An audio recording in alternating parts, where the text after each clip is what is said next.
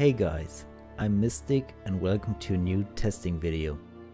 Today I'm talking about whether it's worth it or not to run Magicfind in yellow tier maps, with just alchemying the map and go.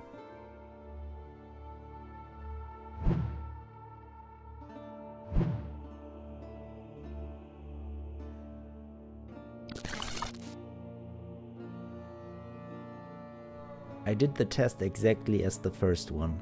In this case I started with 10 yellow maps that I like to run between tier 6 and 7. I just alched them and ran them without adding anything.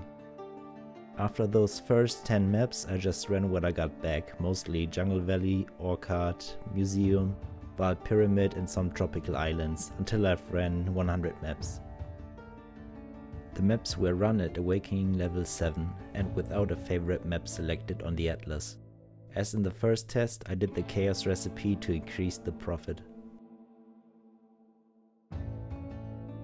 I haven't changed any stats regarding Magicfind, but here they are for people who didn't watch the first video.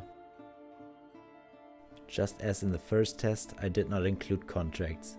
I found 7 blueprints in those 100 maps, so it took me between 14 and 15 maps to find one blueprint in this case. I don't know if I just got lucky in the white maps test or unlucky here, but whatever. For the rest of the contracts I've listed them here, grouped by their job requirement for you. After the first 10 maps that I've invested and the 90 maps I ran after them, I still had 51 maps left. Every map could be sold for about 1C, maybe more in bulk, but I'll leave it at 1C each, as in the last test.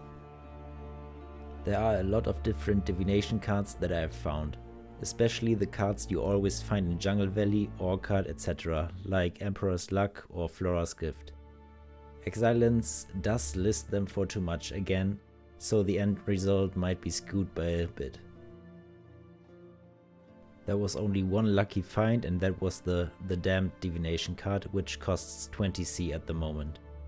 I will leave a list of all the cards and a paste bin in the description if you are interested.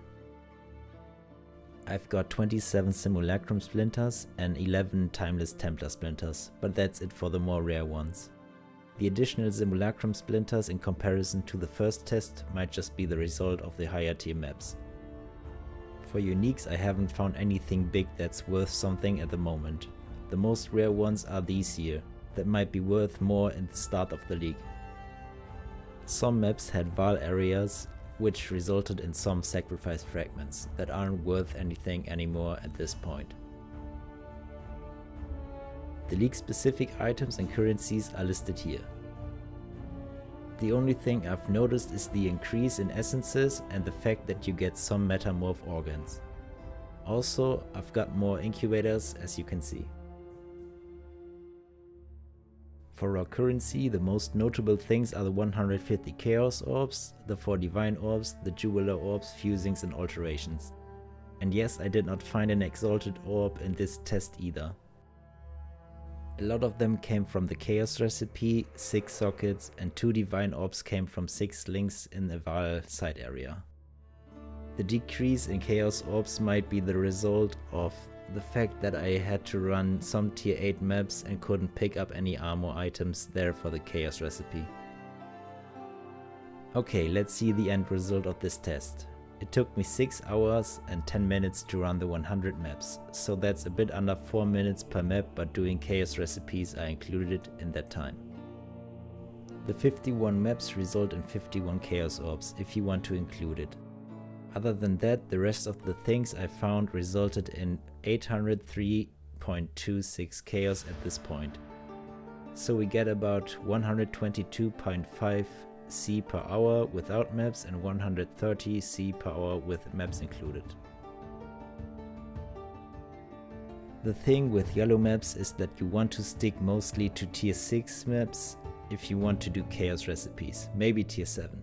But without any favorite map selected, it is hard to sustain tier 6 and tier 7 maps. I had to run some tier 8 maps because of that. So running yellow tier maps without using the benefits of Sextants and favorite maps is not really better than running white maps. I hope you find this testing video helpful. If you would like me to cover any other topic or test, then let me know in the comments. Also, if you enjoyed the video, any likes and subs are always appreciated and help me out a lot. Okay guys, thanks for watching and see you next time. Peace!